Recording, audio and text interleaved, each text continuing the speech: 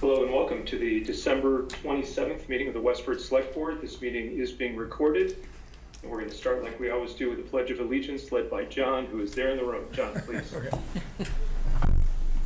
I pledge allegiance to the flag of the United States of America and to the republic for which it stands, one nation, under God, indivisible, with liberty and justice for all.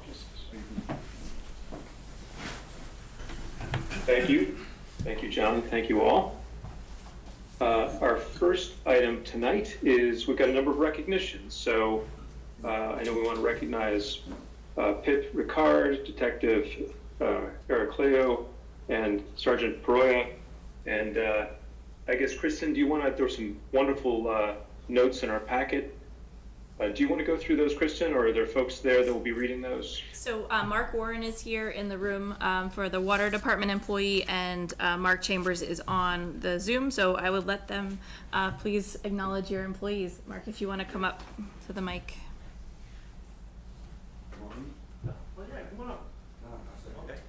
So I don't have my notes in front of me, unfortunately, but thank you.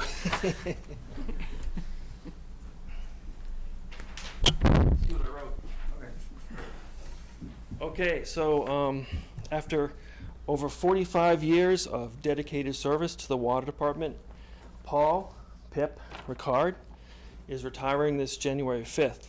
A lifelong resident of Westford, Pip started at the water department in 1978 and has worked here ever since. Pip's contributions to the department are innumerable, and he's been a key participant in the almost doubling in size of our system. Pip's unique knowledge of the department will be missed, and we wish him a well-deserved and happy retirement. Those are my written words, and I would like to say we will not be able to replace you. You know, we'll fill the foreman position, but your knowledge is so immense that it's going to be difficult for us. But we know where you live, so. Anyway, Pip. I got a delete. Pip, thank you very much for your service. You know, we appreciate it, and well-deserved retirement. So, thank you. Do you want to say any words quick? No. No, that was a hard no. Okay. Thank you. Fair enough. Thank you, Pip, for your service. And Chief Chambers, I think you've got some thank yous as well. Thank you, sir. I could have told you that Pip wasn't going to want to get up and say anything too. Known him for years. They're losing a good one. So the first one that I had sent over for your attention is the retirement of Joseph Araclio, who's currently the Neshoba Tech SRO. Joe Araclio has worked for the town of Westford for over 34 years. He actually used to work with Pip down at the water department back in the early 90s. Was a on-call fireman and a part-time police officer until he was hired as a full-time officer in 1999. In his 24 years as a full-time officer in Westford, Detective Araclio successfully upheld the honor, tradition, and mission of the Westford Police Department, and since 2014 has been working closely with the students and staff of the Neshoba Regional Technical High School as a school resource officer.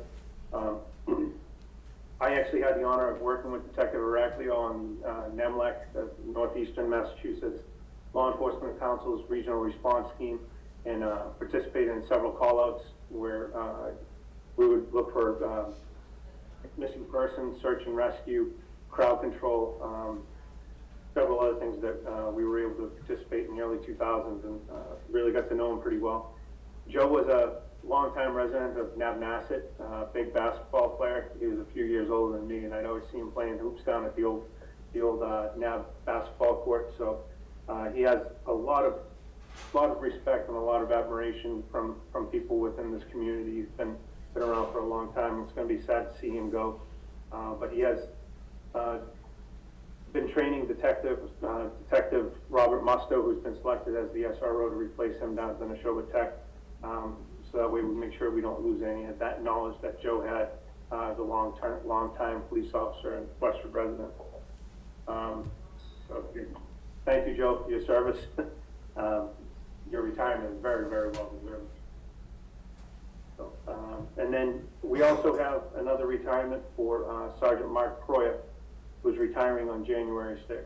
So Mark Proya has been the day shift sergeant pretty much since I was first promoted back in 2007 or so. When I first made sergeant, he was one of the senior guys. He's worked for the Westford Police Department in some capacity since at least 1993 when he was an intermittent officer. And then he went to the Lowell Police Academy in 1996 where he became a full-time police officer. So in his over 30 years of service to the Westford Police Department, Mark's held many positions. He's received several accolades.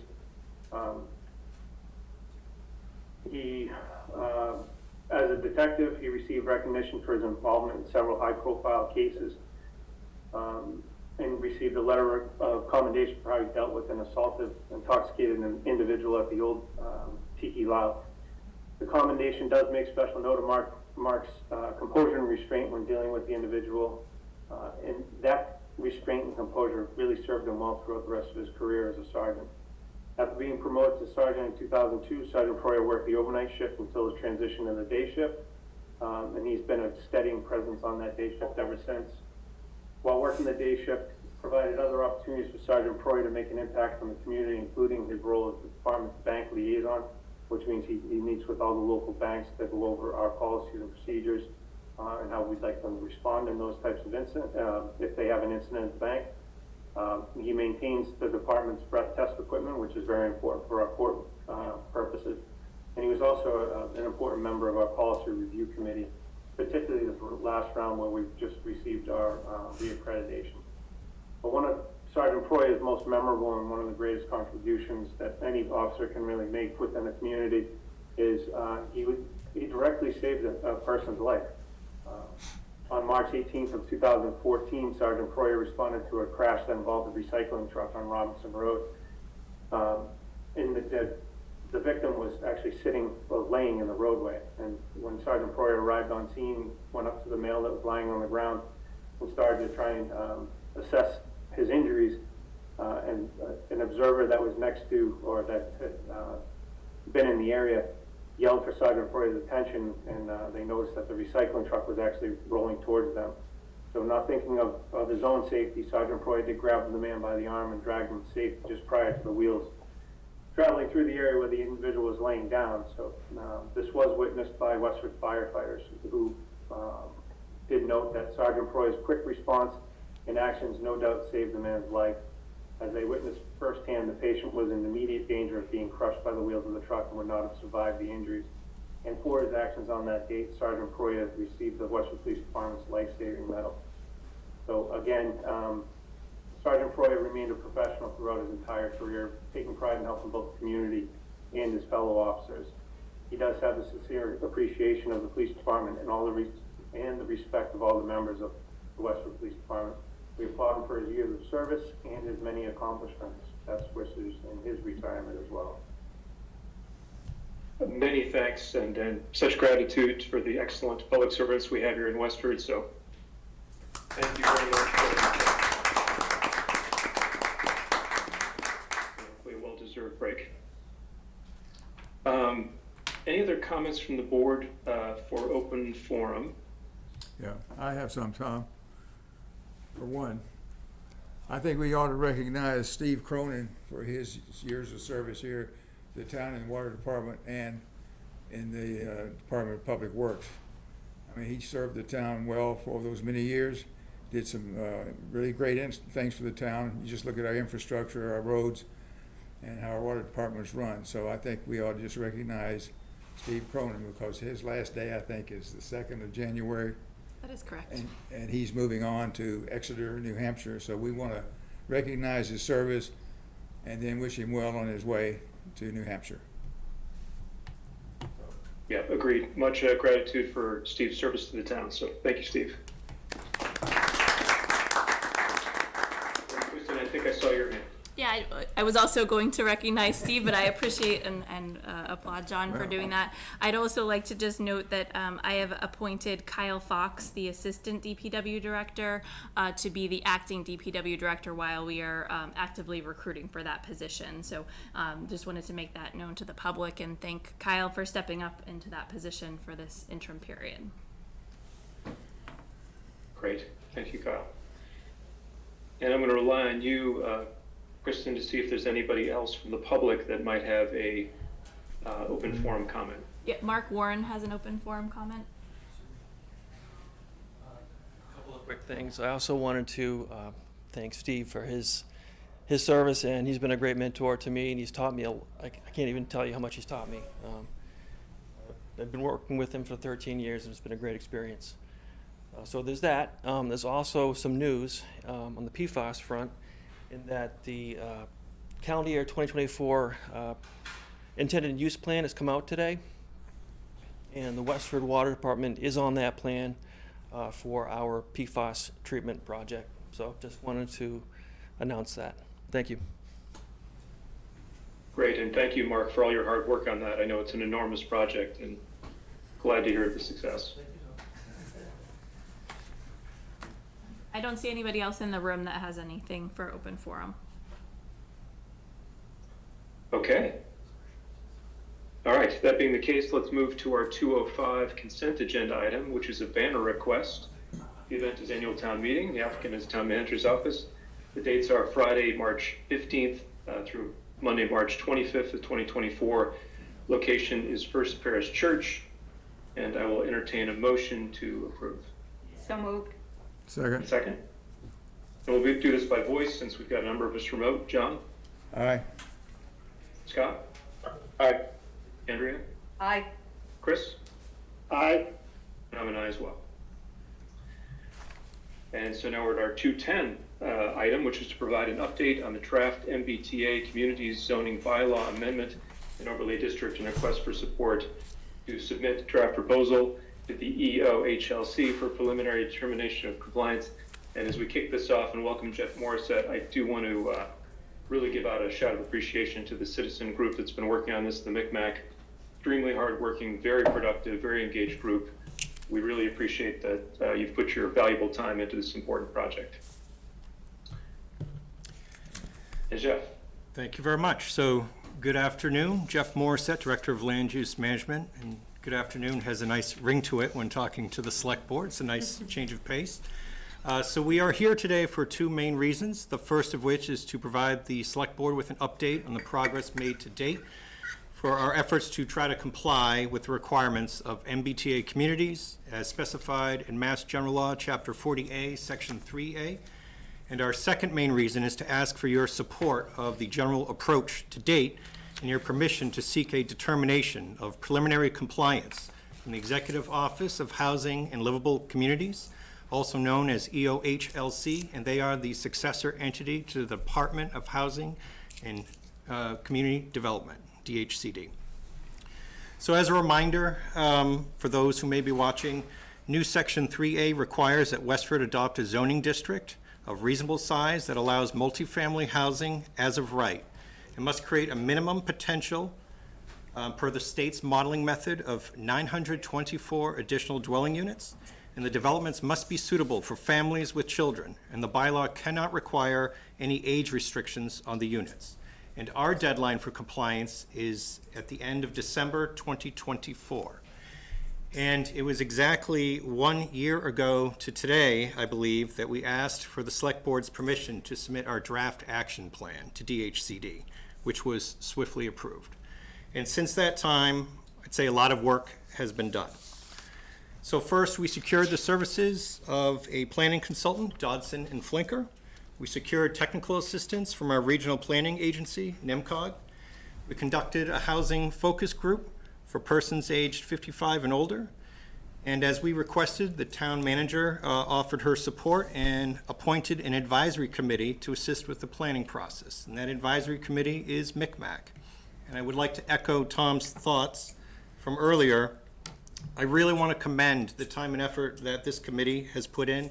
They've gotten a lot of work done in a relatively short amount of time, and they've been wrestling with some very difficult policy issues. So they put in a lot of work, and I think we're going to have a much better product because of all those efforts.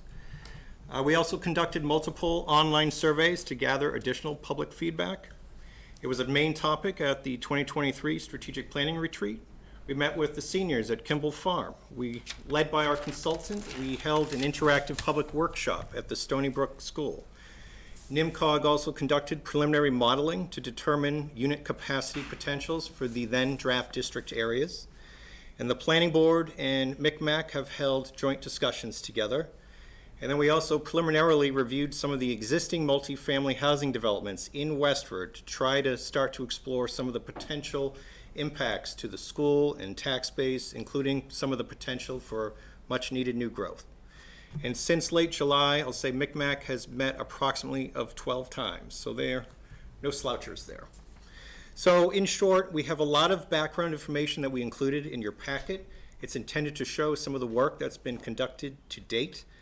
And Joe, I don't know if you can bring up the draft district map. So at least 4 of the board members, this may look a little familiar to you. Since the action plan was first created, this area has been modified a number of times, and in general, each time the district has gotten smaller each time, either based on public input and or recommendation from the MCMAC.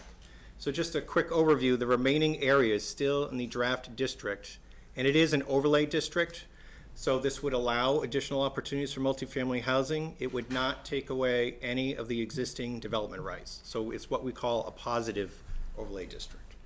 So the areas still remaining, it's a portion of Neshoba Valley Ski Area. Joe and I, thank you. It's the majority of Tech Park West, and that's the area that's bounded by Littleton Road, Concord and Powers Road, and includes Robbins Road.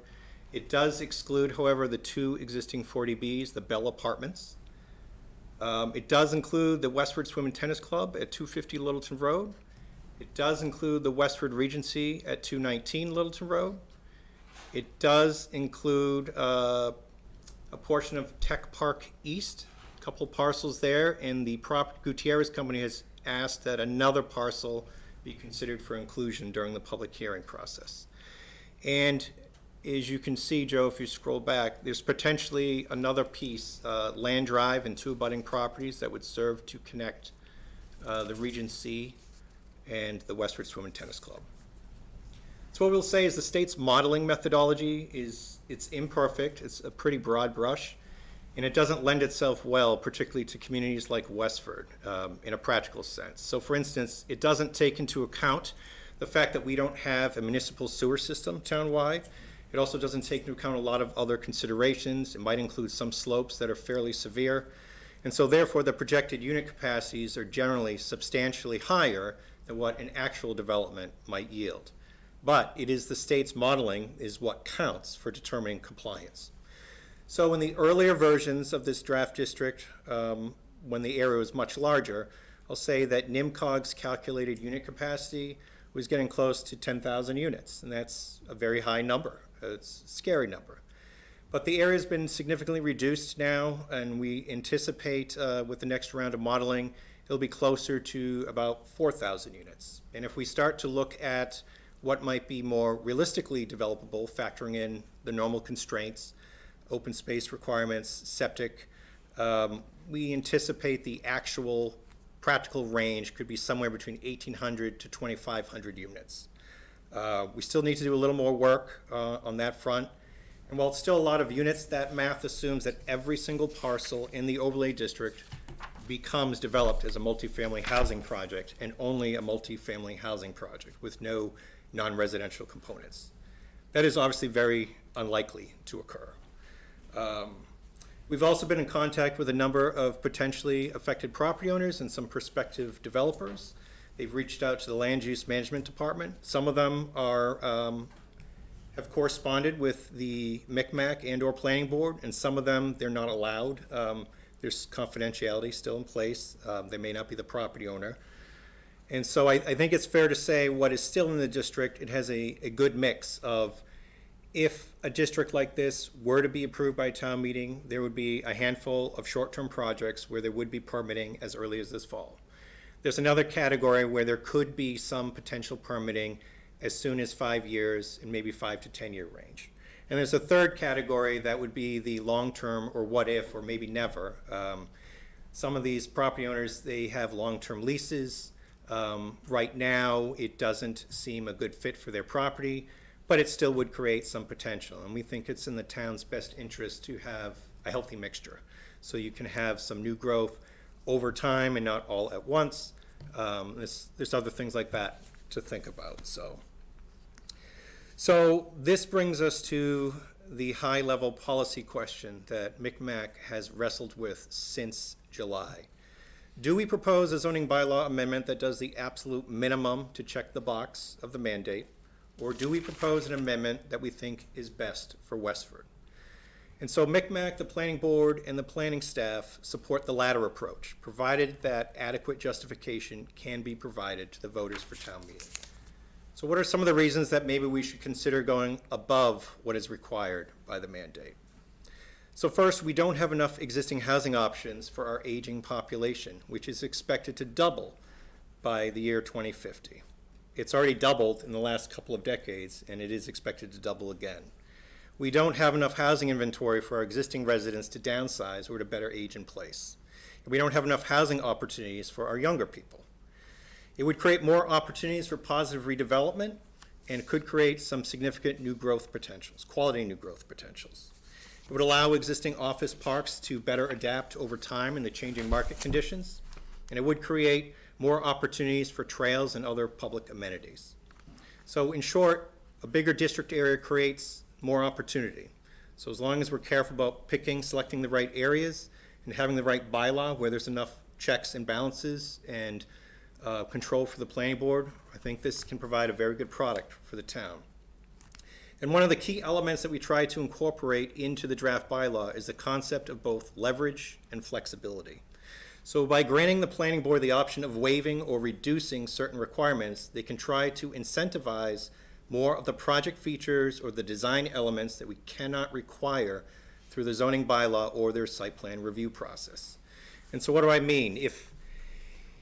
If there is no leverage and there's no flexibility, you will likely get most of the same kind of multifamily housing. You'll get that, which under the sample zoning from the state, it would lend itself to a lot of market rate, apartment style rental units. And there is nothing wrong with that, but we think we can do better for Westford. With the various surveys that we have done, folks are telling us that some of them would prefer a lower density development.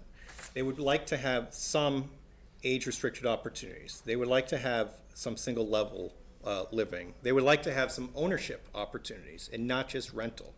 So if we just blindly take the sample zoning from the state, we're really not going to we're not going to be able to make a dent into the types and kinds of housing that people from our community are telling us that they want or need, particularly in the next 10 or 20 years. And the other thing is we might not be able to get some of the best one-time opportunities that might be associated with any given site. There could be something with a particular site, such as a recreational opportunity or trail connectivity, that we may not be able to require under the bylaw or under site plan review. But if the planning board has some leverage and flexibility, they can try to incentivize and get the best project for each site on a case-by-case basis. And their priorities can certainly change over time. We currently propose a 10% affordability requirement, and we do think it is imperative to keep that in there so that we reserve the right to require that so we don't fall behind on our subsidized housing inventory.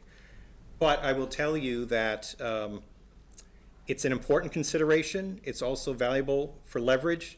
But if we look at some of the surveys that we've seen from our community, the affordable housing won't necessarily provide actual housing for a lot of our Westford residents. A lot of our Westford residents may not qualify for the 80% AMI.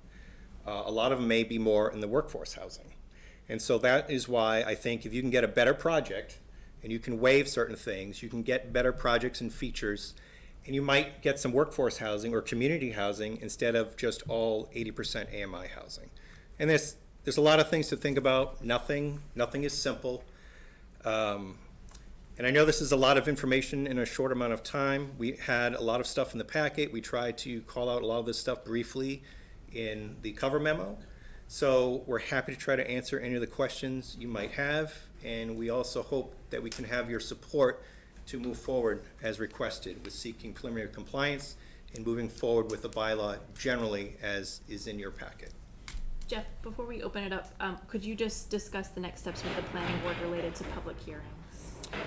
So the planning board is currently scheduled to start their public hearing on January 22nd. It'll be right here in this main meeting room. We do intend to also reach out to a number of boards and committees and offer to make appearances if they so desire. We're also going to look at some extended office hours, and we're also going to be working with the planning board and the MICMAC to do some outreach, some explainers, maybe some videos, and to try to put together some concise information well in advance of town meeting and even throughout the planning board public hearing process. So if anyone has any questions about this, they can schedule a meeting with the land use department, they can call or they can email, and we are happy to reach out to anyone who is interested. Thanks, Jeff, for that summary. And I should also thank you and your team for what has become, I'm sure, your second or third full-time job, pulling all this together. And kudos to you and the group working on this for seeing this as an opportunity and not a requirement. I think there's a lot of ways this can really benefit the town, current residents, future residents, and also can be an important source of economic development. So thank you for all of that. Why don't I open up to the board for comments and questions first, and then we can open up to the public. Andrea. So first, let me echo Tom's comments and appreciation and gratitude for all of the hard work that the committee and the land use department has been doing over the last months. It really is an incredible job that you folks have done, and the bylaw that you've put together, or the draft bylaw.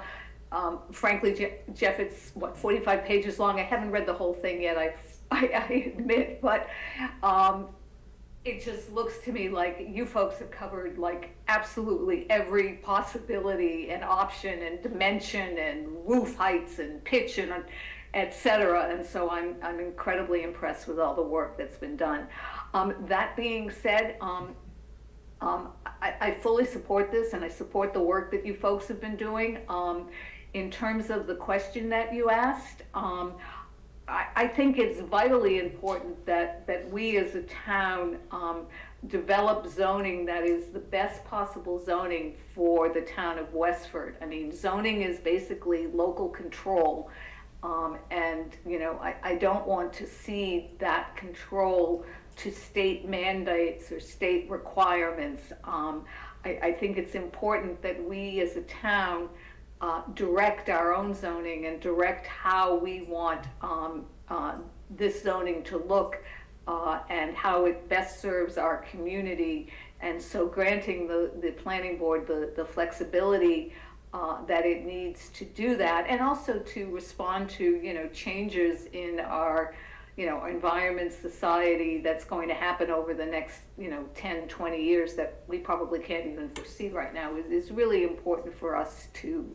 maintain and to keep control over. So I think this is, you know, a really positive development. It's a great, you know, first step, and I think, you know, to move forward so we get to the next stage and so that you can be on track for our town meeting in March is important, and it's why I would be fully supportive of this. Thank you. We've had a lot of help with our consultants who equally love us, Dodson and Flinker. So they've done a lot of work in a very short amount of time as well as MICMAC. Good, thank you, Andrea. Scott, I see your hand. Yeah, thanks, and thanks, Jeff. Anyway, we kind of got here because the state can't figure out to solve housing crisis, and it's nice to see that you, with part of your time as volunteers, could do a job, and then the state could work full time. But on a couple of questions. One is, as in the state, we can't, you know, the state rule is we can't have exclusions for or restrictions for age, for example, and yet, you know, the need determined from surveys is senior housing, but also downsizing, which tends to be older households. So is there some mechanism, I guess, to allow for restrictions within a broader, non-restricted environment? So it is possible to have different sub-districts. So I guess what I would say is the thought was to provide the planning board the flexibility. So there could be an age-restricted project under this bylaw, but the bylaws can't require it. So the approach was to provide some flexibility and waiver opportunities to try to encourage some of those project features that we'd like to see. And I'll tell you, there is one still confidential prospective applicant who, you've got the property owner on one hand that's looking at the bylaw and hearing 15 units per acre. So in their mind, they're setting a value on the property. And you have a prospective applicant who would like to try to address some of the needs the town is saying that they want that we can't require under the bylaw. So providing the leverage and the flexibility is a way to do some trade-offs such that it could still be a relatively cost-neutral thing to get project components that we want to see that still meets muster of the bylaw. And we have one actual applicant who's willing to try to do that if something like this, substantial like this, passes. So that is one of the reasons we have been working with a number of prospective applicants to get their candid feedback to see if it would be viable for them in the real world. But it is possible to have additional sub-districts. We were trying to think for town meeting of the simplest approach possible, because this is a significant zoning change. It's probably one of the biggest in a very long time. And so we're trying to keep things as simple as we can. Not saying that's right, but that's just been our thought, and I think MCMAC wanted to keep things as simple as possible for town meeting as well. No, I appreciate that.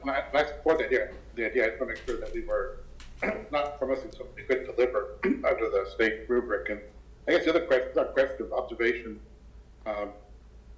you mentioned impact upon schools. As we get close to the town meeting, I guess the other question is going to be impact on other town services. So, we know that with an apartment building, just by the very nature of being there, there's some level of false alarms with the fire department, some level of neighbor disputes with the police department, and then I don't know if these are private roads, public roads. So, as we get sort of fleshed out more, can we get, some ballpark idea of what this, cost might be for the town side of the budget too? Yep, and that is one of the elements as we go through the public hearing process. Now that the areas have been fairly defined, we are looking at the potential impacts to the school system. That's why we looked at some of the existing multifamily developments in town.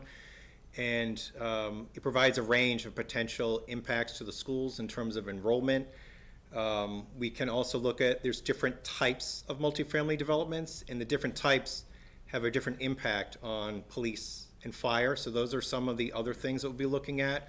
We also know that for different types of multifamily housing developments, there's different revenue, taxable revenue coming in from that. So we're trying to look at that, and we know that certain combinations tend to have more or less impacts, big picture, on the town's tax base or burden. So that's all part of the conversation.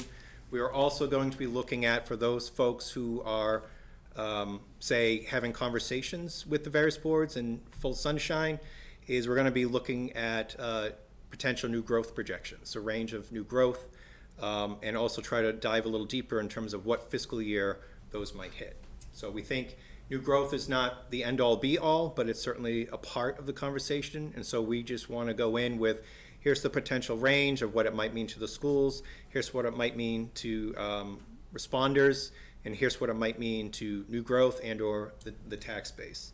I will say also, though, that a lot of these multifamily developments, I think the majority of them do not benefit from publicly maintained ways within their development. Most of them are privately maintained.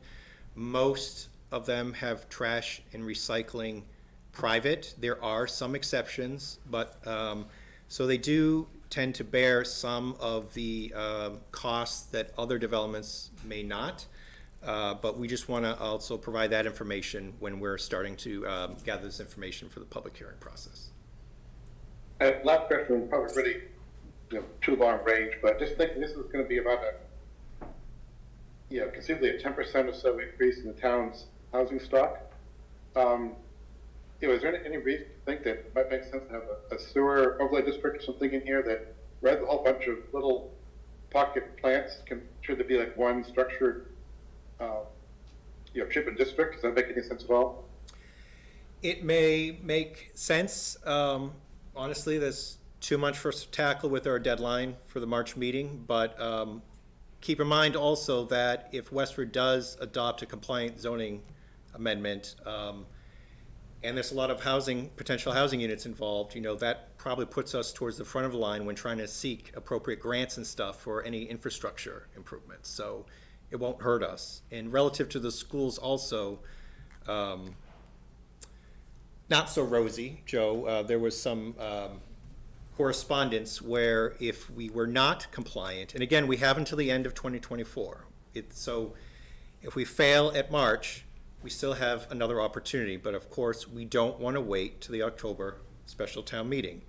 But the state has indicated that not only could failing to comply result in lost grant opportunities, but it could also affect funding to schools.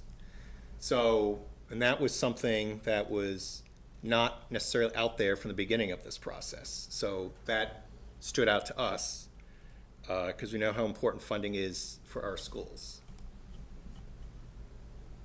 It's in there somewhere, right?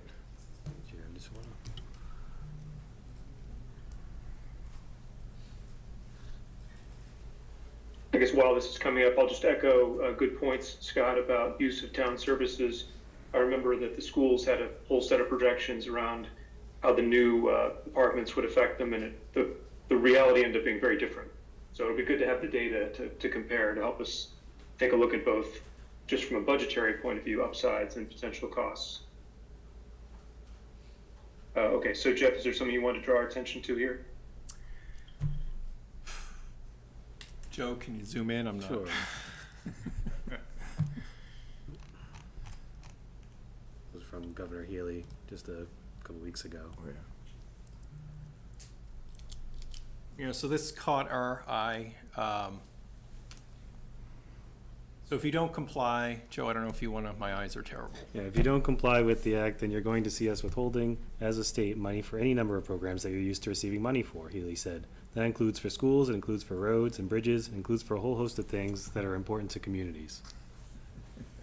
So the state is not taking compliance lightly. I think we've been pretty proactive here, so I'm not sure that this is directed at us, but appreciate you raising that issue. Other comments from the board on this? And I can't see everybody right now, so if you, either John or Chris, if you got something, just go ahead and chime in. Okay, sounds like we're okay, Kristen. Anybody there in the room from the public that would like to either share an opinion or make a point? I don't see anyone in the room requesting to speak. Okay. Well, if I don't hear anything else, I do have a prepared motion to read. Just let me give any other comments a chance here to come out before we move to the motion. Anyone has anything? Okay, I don't see anything. So the requested motion in our packet is as follows: that the board vote to offer general support for the zoning proposal and authorize the town manager and the land use management department to seek a determination of preliminary compliance from the Executive Office of Housing and Livable Communities. Do I have that motion? So moved. I'll second. Second. Okay, all in favor, and again by voice. John? Aye. Andrea? Aye. Chris? Aye. Scott? Aye. And I'm an aye as well. And again, thanks to everyone working hard on this. It's an enormous piece of work, but I think really important to the community, and I think a real opportunity for us. And we thank you very much for your support as well. So you've had it from the beginning, so we really appreciate that. Yeah. Thanks, Jeff. It's our pleasure, of course. Okay, next item is our 2:30 item, which is to review and sign documents for the Drew Farmhouse closing at 70 Boston Road. And Kristen, there were a number of items in our packet here. Maybe you can take us through the sequence of events for us today. Sure. Also in the room is Melissa Robbins and Ellen Hardy from the Drew Farmhouse, Inc. So, as you may recall, at the October special town meeting, there was a request from the Drew Farmhouse, Inc. to authorize the town to use a certain portion of community preservation dollars for workforce housing as well as historic preservation at the property known as 70 Boston Road. Throughout the process, the town meeting did approve that, and the select board then moved forward to working through some documents related to a regulatory agreement for the workforce housing, a CPA grant agreement, which is required from the state and the town, a historic preservation restriction, and then a promissory note and a mortgage deed related to the funds. The Drew Farmhouse, Inc. has moved forward with purchasing the property on their own and wishes to use those funds from the CPA related to the historic preservation and the build out of the project. So these documents are in their final form. Town Council has reviewed them. Ms. Robbins, on behalf of the Drew Farmhouse, Inc., has been working with Town Council. I just offer if you have anything you'd like to add to that, but I think that these documents are in order for the town select board to authorize signature. And if you could just give us an update of where you are with the Historic Preservation Commission as well. Sure. Good afternoon, members of the board. Mr. Chair, for the record, Attorney Melissa Robbins from Farrell and Robbins. As Kristen said, these documents are all in final form, which is some sort of miracle because I've had 2 state agencies actually approve these since October, which never ever happens. HLC has actually even approved this regulatory agreement in 2.5 weeks. So it really is quite amazing that the state has moved so quickly on getting all of these documents approved. As is normal with any state documents, they will never be the first signatory. So the process at this point is that the town will approve these documents. Then Kristen will get your signatures. I'll hold your signatures in escrow. Then I'll send the documents back to Mass Historic and to HLC for their signatures. And once I get their signatures back, everything can go into record. I did discuss that with your town council, Katie Klein, and she said it was fine that I held them in escrow. It's necessary to have the signatures for them to go out to the state. Since we last saw you, council has also drafted the mortgage and note. I know that this was important for Mr. Cunningham, and it was actually an easy process. Mrs. Klein has been very easy to work with in getting these documents done, so we actually have those in your packet as well, and we have no other issues or concerns. We're ready to sign. Okay, fantastic. I forgot to mention, I'm sorry, that the Historic Commission has also signed the documents already. Sorry, Mr. Chair. No problem. Yeah. So Kristen, maybe could you just enumerate the documents? I know they're all in our packet, but just state what the documents are, and then I'll see if the board has any questions on any individual document. Yes, just again, there's a CPA grant agreement, which is the overall project. There's a regulatory agreement that restricts the housing to workforce housing at that specific percentage area median income. There's a historic preservation restriction. There is the mortgage deed, and there is the promissory note. Okay, good, thank you. And just to double check, the attorney's review is complete, and town side attorney is comfortable with the documents as they stand? That is correct. Okay. Let me open up to the board, see if there are any questions about any documents. Scott, I see your hand. Well, the process question. So, question by having us sign, does that mean in person at town hall, or is just sign for this? I will get back to the board on that. I think we can do electronic signature if the registry takes that, but we'll have to double check on that. I think ultimately the state will want a wet signature, but I think at this point they would accept an electronic signature. Okay, good. So Kristen, item for follow-up, whether we need an actual pen to paper or not. Correct. I see a hand, which I think is John's hand, probably. Yes. I got a couple of questions. First of all, I don't think I was looking for a mortgage or a promissory note. But anyway, a couple of questions. It looks like there's some inconsistency amongst the documents. So which would be the primary document in this case, the governing document for the relationship between the town? Is it the grant agreement or the remaining documents that support the grant agreement? The CPA grant agreement is the overall. Okay. And it seems to me there's some things in the promissory note and that just, I always don't agree. Or, for example, you have a return of grant funds, and we have a provision where it says that the funds are issued to you gradually as the work progresses. Yet the promissory note and the mortgage sound as if it's just a lump sum given to you or granted to you. So that seems to be inconsistent. How do they reconcile that? I mean, it's almost like there's a conflict in the methodology here. I mean, you're signing a promissory note and a mortgage, and you don't have the money, and it's going to come to you gradually, and it may not even reach. I'm sure it's going to reach $1 million, but I just concerned about whether or not those two really go together. Sure, I can address that, Mr. Chair. So the CPA agreement is actually the process where we get the money from the town, and there is some default provisions in there. But over a couple discussions with this board, there was some concern of what happens if we don't finish. What happens if something happens in the end of the process? How is the town protected in that center ground? Certainly there was more issues when the town was going to be purchasing the property with the money, but as you know, we're not doing that anymore. Right. So still the question remains, Mr. Cunningham, what happens if we don't make it to the end of the process and the town has given us all this money? The note in the mortgage is the town's belt and suspenders to make sure that if something should happen with default, you have protection that's recorded at the Registry of Deeds that says we owe you that money back if we don't make it to the finish line. The CPA agreement does have some default provisions. The mortgage and the note is just another layer of protection for the town to protect the town's interest in that money that's being granted to us. Okay. So it's a conflict in that way that the mortgage and note assumes that you've given us all the money, Yeah. where the CPA agreement says how we get the money during the process. Yeah, well, in the language on the promissory note, it says, in event of default is set forth more particularly herein or under the mortgage or grant agreement. Right. It seems like that's just whichever one of the agreements you want to look at or whichever note.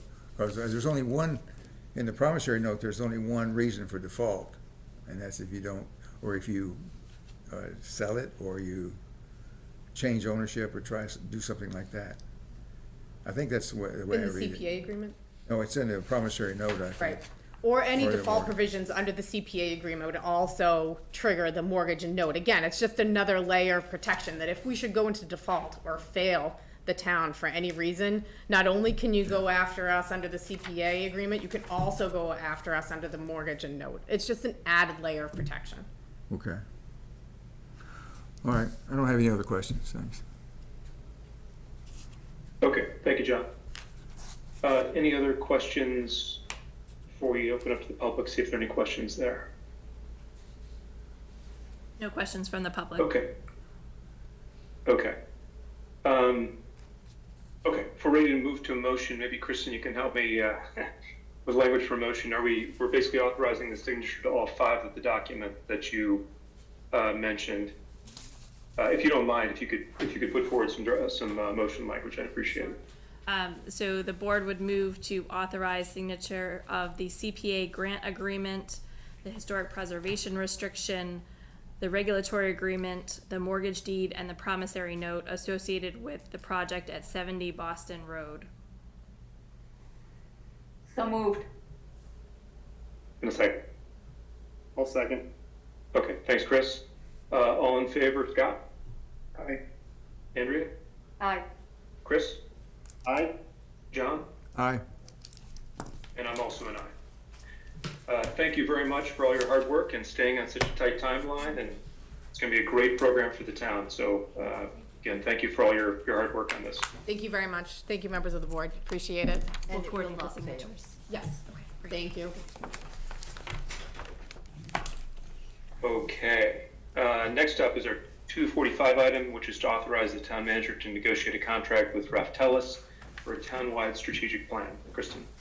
Great, thank you. I'm also likely going to dip into the item number 8 as well, to authorize the town manager to enter into a contract with Zen City. So if we can move in and out of that conversation, that would be great. Upon my entry to the town of Westford, I learned that you have many plans from various departments and various organizations. However, there is not one comprehensive, cohesive, town-wide strategic plan of how the town sees itself in the next 10 years and the vision moving forward. Throughout the months of April and May, I started to introduce this concept to the select board of a town-wide strategic plan, and in June requested ARPA funds for that town-wide strategic plan, which you generously granted.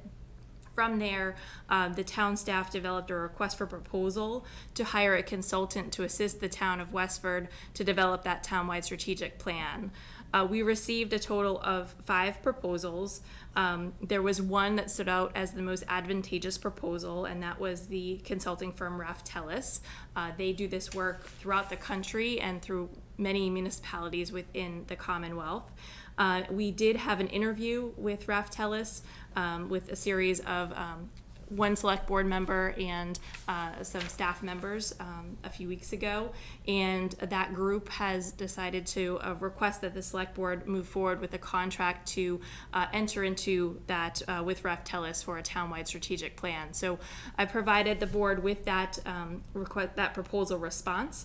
Andrea was involved in reviewing the initial 5 proposals, so I thank her very much for doing that. And Scott sat in it with the interview for Raftellus. So we summarized that in a memo that's in your packet. Coupling with that, Raftellus uses a firm called Zen City to help collect data throughout the strategic planning process in an electronic format related to benchmarking surveys, community surveys, other ways to gather information as well as put out information.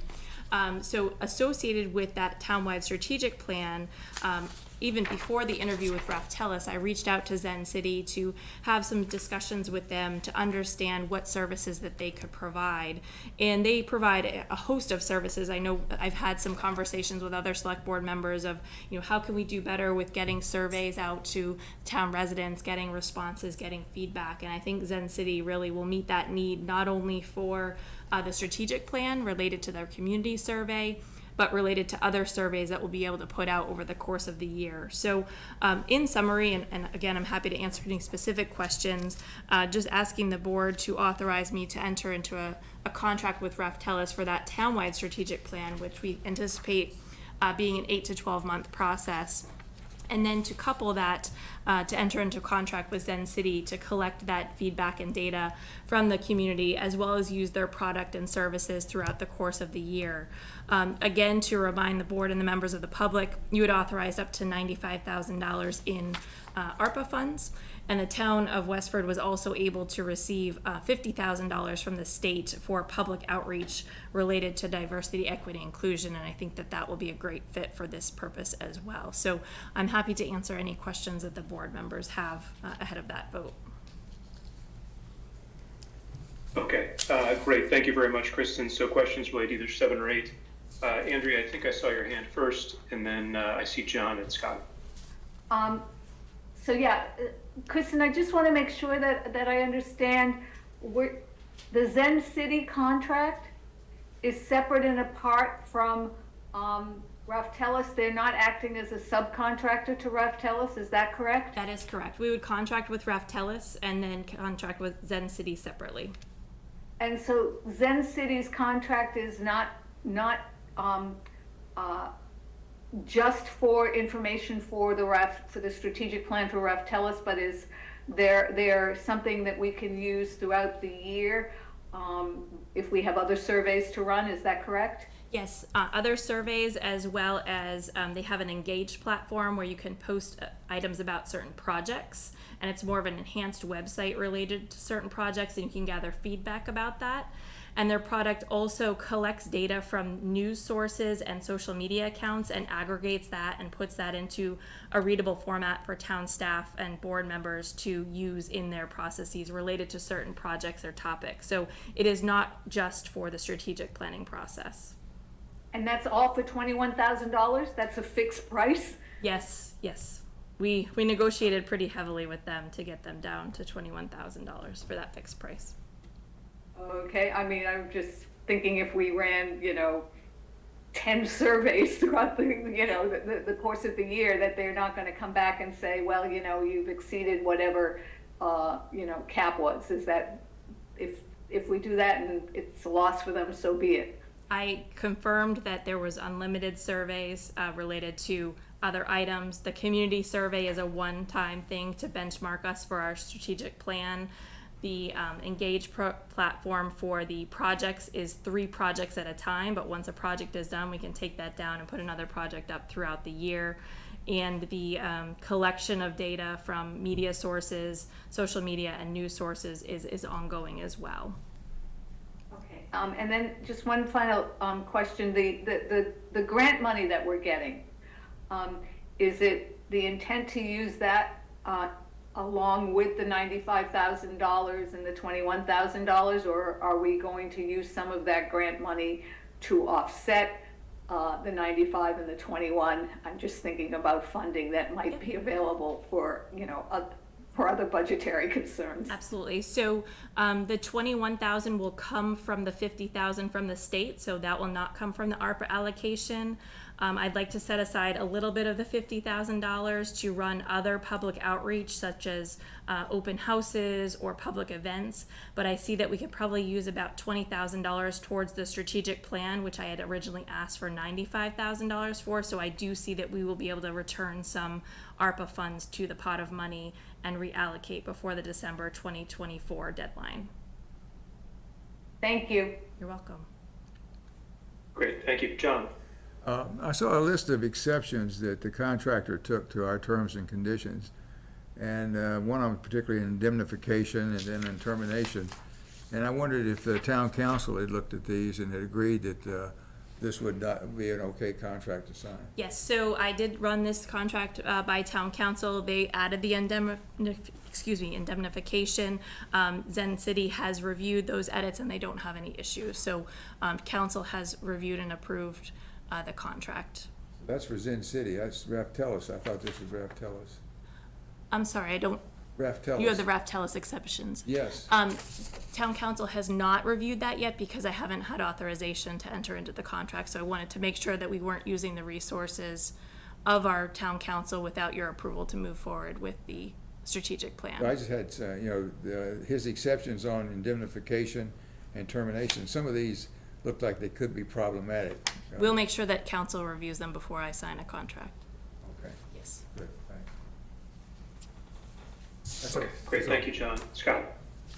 Yeah, 2 things. One is, if Raftellus sounds familiar to you, it's because they did the work for us and we did the stormwater treatment plan, and which is very called was very complex, very data intensive, and I think they did a very good job of a very difficult concept. So different team, but same company, I think sort of speaks well. And secondly, this is very much a teamwork project, which is, I suppose, good and bad. But Chris's point of allocating money for open houses and whatnot, we want to have, or will be a case that it's our staff. We're working with Raftellus on outreach, not a simple survey, but an actual outreach program or set of programs to get the responses. So on the one hand, there is some risk that it's our, we've got skin in the game here. On the other hand, we aren't going to be perfect strangers calling our townsfolk. It's folks they either know or should know from town departments doing their work. So this will be a team effort. We need to realize there'll be some engagement of our town resources here, but for the information we need, I think it works better that way. Good, thanks, Scott. Thanks for that reference. Chris? Yeah, Kristen, just a follow-up on some of the comments that Andrea made about Zen. I first understood your response to be that we have unlimited number of surveys, and then you said something that maybe confused me a little bit.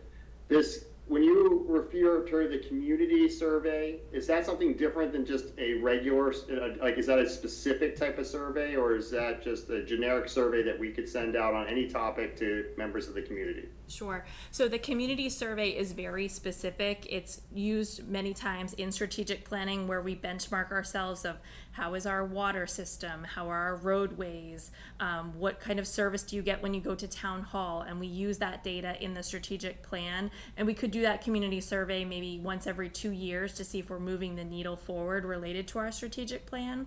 So that is very specific. That is one of the modules of the 3 modules we're buying from Zen City. The other module is is Zen City Engage, which is we could put out surveys for just, related to your interest, Chris. Do you want to see a sidewalk on X road in Westford? Why would you want to see that? How would you like that built? That is one of those surveys that is unlimited that we could use through Zen City Engage. And does the Zen City Engage survey, how do they find or select the respondents to the survey, or who are going to get the survey? Sure. So we are given a link so we can put that out through all of our channels. They also use advertising on social media. So say you're scrolling Facebook or Instagram and they know that you're located in Westford from your IP address, they would, say, take this survey. We can create QR codes and give out those QR codes. So there's a various amount of ways to get those surveys out. But so outside of Facebook, that distribution would rely on our social media channels, the town's social media channels? Website, social media, our newsletters, our news flashes, word of mouth. Okay. We so could do a mailing too. We could do a mailing with the survey link if we wish. So it's really unlimited. They do not do any sort of cold calling or anything like that? They do not. Okay. Thank you. Okay, thanks. Great, good questions. Any other questions? Kristen, I'm not sure there's so many members of the public there. We just have Mark Warren and Ben from WCAT in the audience. So. Okay, Mark's good. Okay. Okay, I don't see any other questions. So there are 2 different motions here. I'll go ahead and do the first one first. First is to authorize the town manager to negotiate a contract with Rapellis for a townwide strategic plan. Do you have a motion? So moved. Second. Second. All right, we got a second too. All those in favor? Chris? Aye. John? Aye. Andrea? Aye. Scott? Aye. I'm also an aye. And also to authorize the town manager to enter into a contract in the amount of $21,000 with Zen City to carry out a community benchmarking public survey and other online public outreach for the town's strategic plan for a 1-year period. So moved. Second. Okay, and all those in favor? Scott? Aye. Andrea? Aye. Chris? Aye. John? Aye. And I'm an aye as well. Great, thank you so much. Our next item is the continuation of American Rescue Plan Act, or ARPA, funding requests for reallocation of Westford Academy wastewater treatment facility denitrification tank repair funding to alternate wastewater plant repairs. ARPA summaries are available following link that you have in the packet. So I'm not sure if this is Kristen or a Mark. I can tee this up. So So the board had authorized a certain amount of funds for the water department related to the Westford Academy wastewater treatment denitrification tank repairs. Mark approached me a few weeks ago stating that the repairs are done and we're much under budget. He has many other needs related to water repairs, and I had asked him to prepare a summary for that and request that the board review that and potentially reallocate these funds. So I will turn it over to Mark for the specifics, and we'll take any board questions after that. Thank you, Kristen. That is correct. We originally requested $130,000 to repair this tank. It was leaking. We would have to remove the filter media. It was rather expensive. And would also have to take it down for anywhere from 3 to 4 weeks. So that would also incur some more expenses. But however, the leak was getting worse and worse, so we had to take action. However, we did end up consulting with one of our painting contractors, and they suggested something else, sort of a novel approach. So what we did was we injected a water reactive grout under the base of the tank. It's similar to Great Stuff that you buy in, Home Depot or a hardware store. It's a foam type material. It expands and it basically seals a leak. So after multiple injections of this material, the leak actually stopped. And that allowed us to save the media, which was relatively new, and also allowed us to run the plant at the same time. Since it was water reactive, we didn't have to shut the plant down to get it to work. So that's why we didn't have to use the $130,000. In fact, we right now we have just under $116,000 left. So I think we used approximately $14,000 of that original ARPA allocation.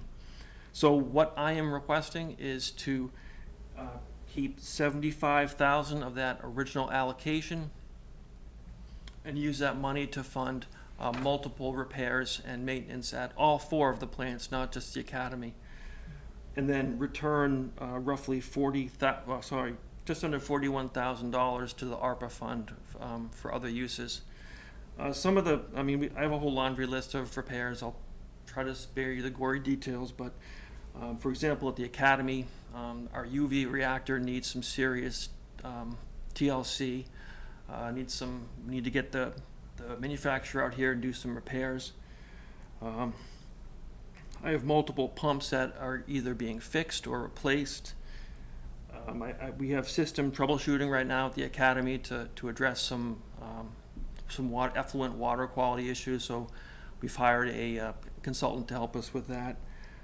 We have a possible infiltration and an I&I issue.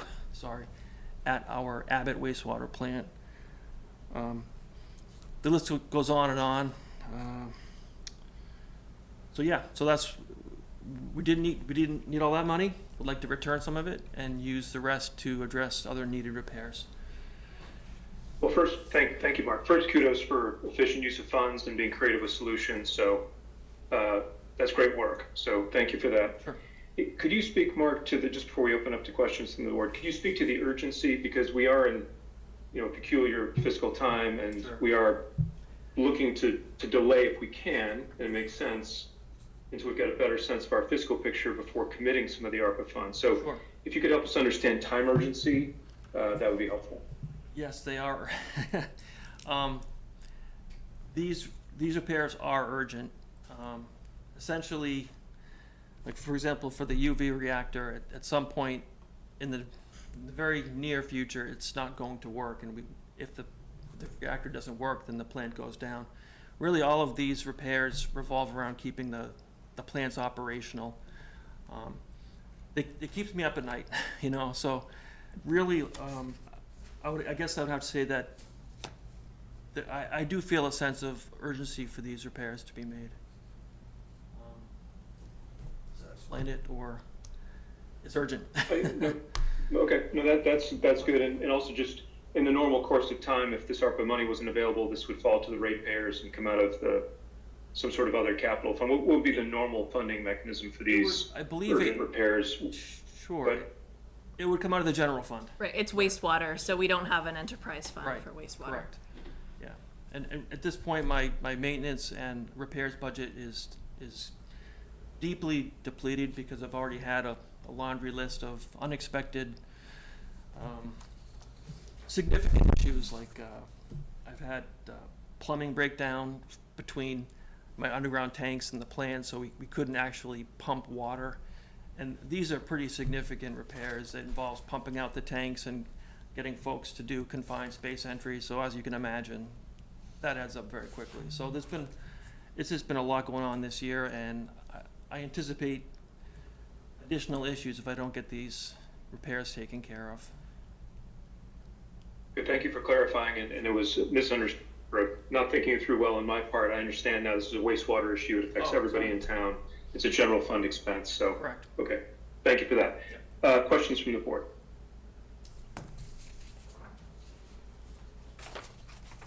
Scott.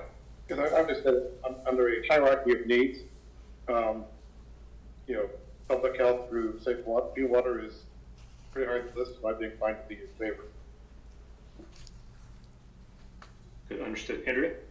And I also think you could classify this as, it has to be done as preventive maintenance. Why would we wait until it absolutely breaks and then it's going to cost us more? So I think that's also another reason to support this, is that at the end of the day, it's a much more efficient and cost-effective way to deal with these issues. Thank you, Andrea. Okay. I don't see any other comments here. And so, unfortunately, in my agenda here, I don't have the specific language for this. So, Kristen, if you could help me with language for a motion that is specifically for this request. Sure.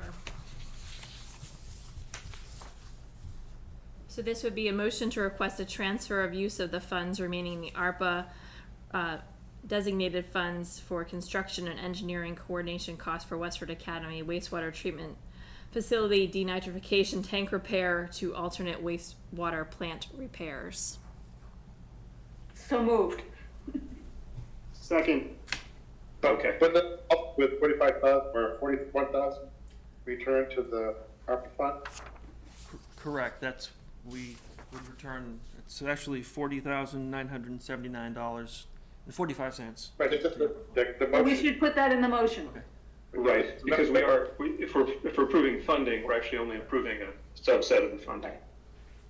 So I guess as amended, maybe Kristen, if you could just mention the dollar amount we are allocating. Yes, $40,979.45. You are taking out and you're reallocating 75,000. 75,000. Correct, yes, yes. Okay, so the amount we are approving is the 75,000 with the balance of the original to be returned to the ARPA. Yes. Correct. Okay. I think that's clear enough as a motion. And we had a motion and a second. All in favor, Scott? Aye.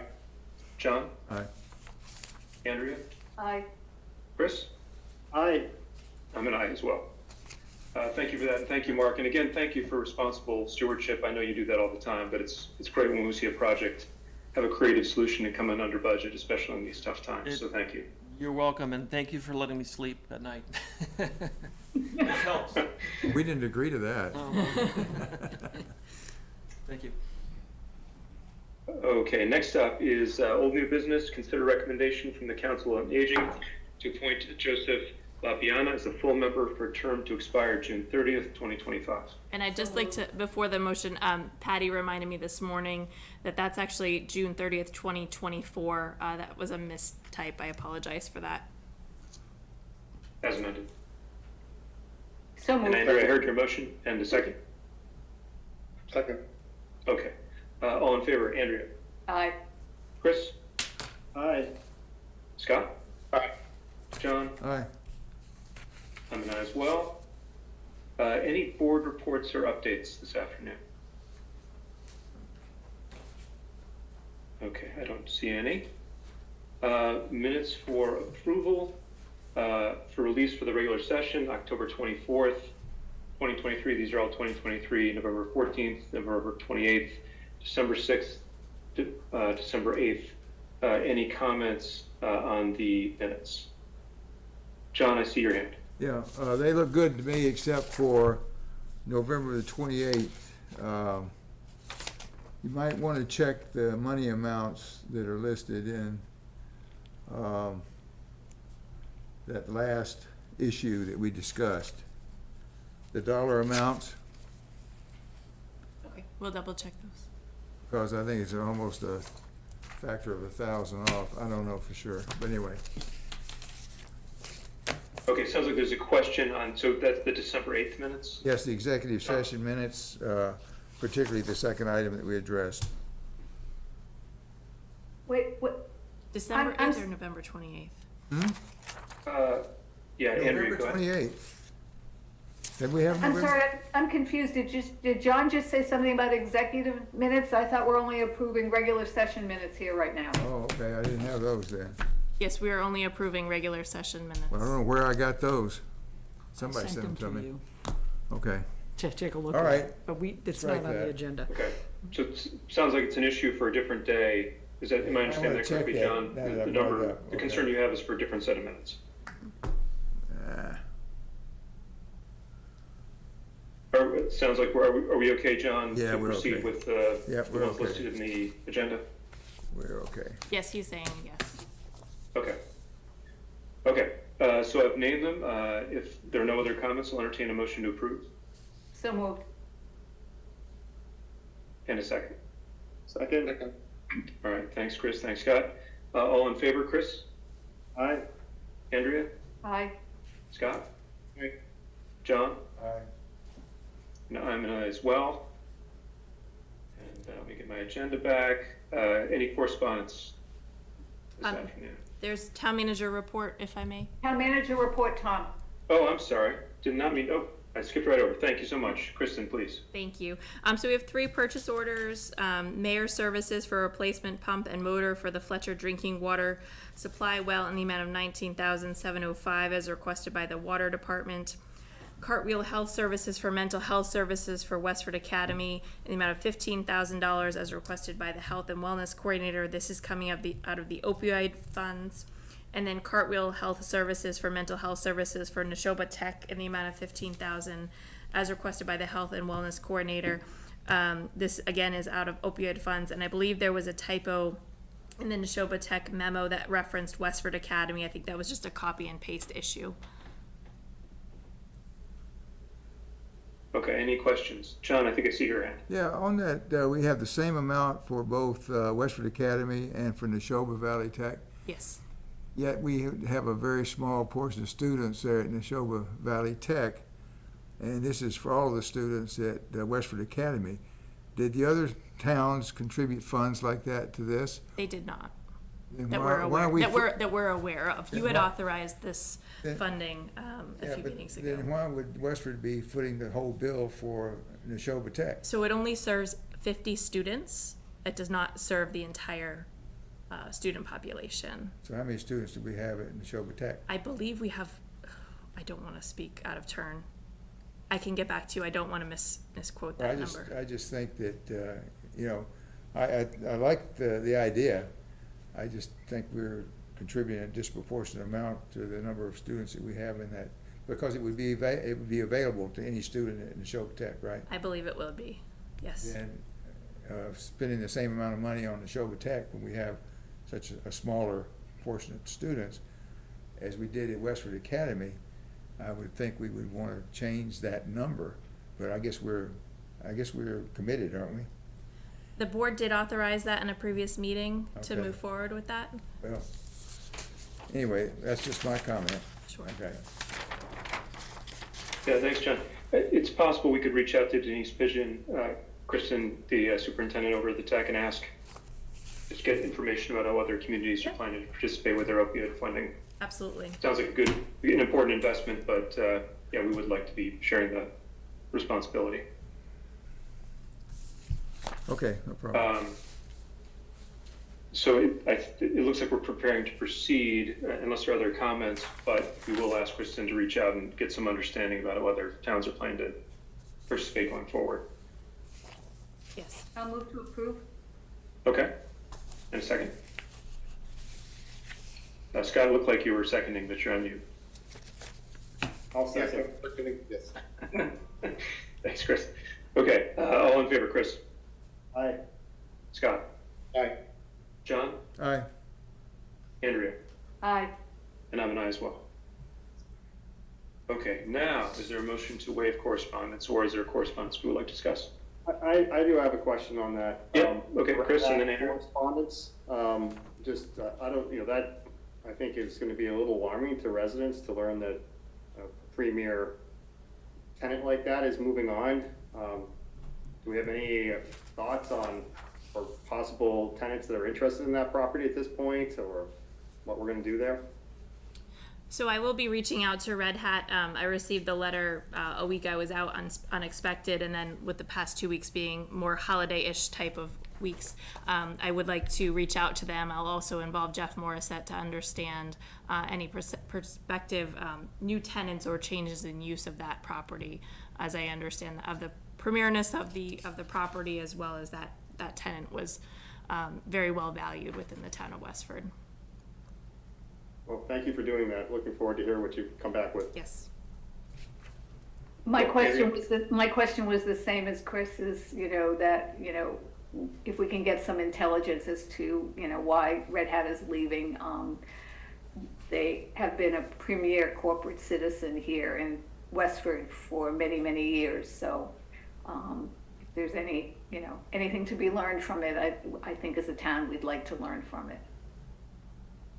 Yes, so Kristen, let's put that on a future agenda as soon as we can get some sort of download. And John? Yeah, I had questions, that notice that we got from National Grid on the herbicide things, there's some deadlines in there that we're approaching very quickly for either review, agreement, and that kind of thing. Do we have any issues with deadlines or timelines on that? I'll review that with Matt Salem in conservation, because he's also been apprised of this coming up. Yes, like a comment period ends in January the 22nd, and there are also some other periods in there. And they talk about advertising or showing,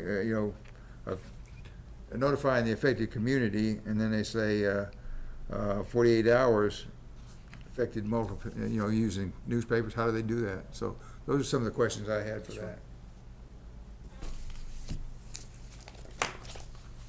That's it. Okay, thanks, John. I have one other question, but go ahead, Chris. Yeah, No, Chris. sorry, Andrea, please, go ahead. My other question has to deal with the fair share apportionment from MassDOT. Also, we have questions too. We are on the same page today. Kristen, and maybe you need to look into this, but the fair share apportionment, it goes to both transportation, roads, et cetera, and the schools. It looks like the notice we've gotten deals with transportation and roads. But have the schools received anything? And do we, and if so, do we know if they've been given an allotment from from fair share, and what the status is of that? Sure.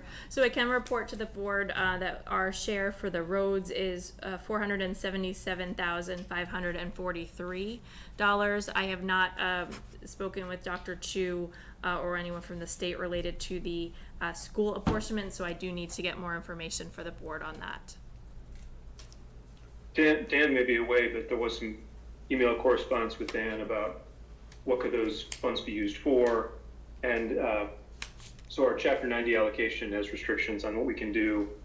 These funds fall into the same the road funds fall into the same Chapter 90 restrictions, so potentially we'll be able to do more within the Chapter 90 envelope, but the question we had is, could we offset somewhere else and maybe use these funds? They really are only for that Chapter 90 approved uses, so good that we'll be able to do more maybe than we planned, but it'll be spending in that bucket. And Dan's feedback on the schools was more for us to learn, but this is a school apportionment for community college, early start. So many recipients across a pretty broad range, and it might be some time before we know how much would actually come to the Westford K-12 system. So he was interested in that, looking into it, and had not gotten any additional guidance as of last week when we were emailing about it. Chris, do you have an additional question? Yeah, so just a point. So if we do have this extra funds to Chapter 90, one of the things that we've not done with Chapter 90 funds is go after sidewalk creation. We have a number of sidewalk projects that need funding, so it'd be interesting to see if we could use some of that extra funding to maybe offset what we were planning to pay towards some of those projects this next coming year. So that's great news. I'm glad we found some funding there. DPW was made aware of this last week, and they're actively working on apportioning what they want to do for this fiscal year related to the entire allotment. So we will get that information to the board as soon as they have a draft model for that. Excellent. And maybe for, it's a great question and something that people will see on the news. So if we're ready on January 9th, Kristen, maybe we can just put a little bullet on what this is and whatever update we have at the time. John, I think I see your hand. Go ahead, Andrea. And also, just to follow up on Chris said, and I love sidewalks, but there was also many years ago a pavement management program that the town did. I don't know what's happened to that program. I don't know where we stand on that program, but in addition to looking at sidewalks, we might also want to look at that program and see where we are and, you know, what, if any, roads might fall into that program as well. That plan is still very much active, and we're using those funds to work on that, but we can provide the board with an update on where we are in the plan and what roads are up for repavement and refreshing related to that. But that plan is very much active and being used.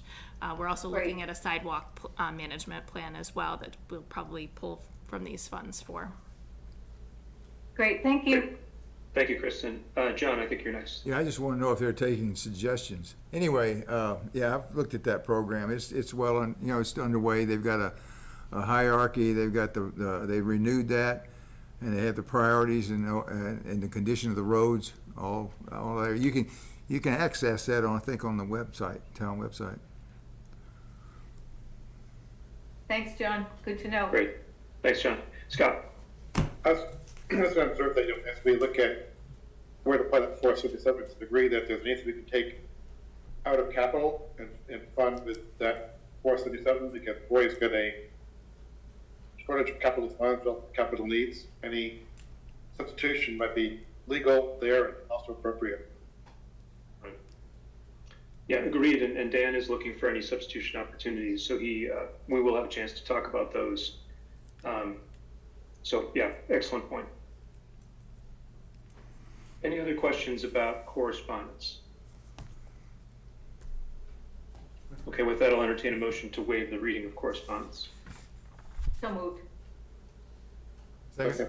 Second, awesome. Scott? Aye. Andrea? Aye.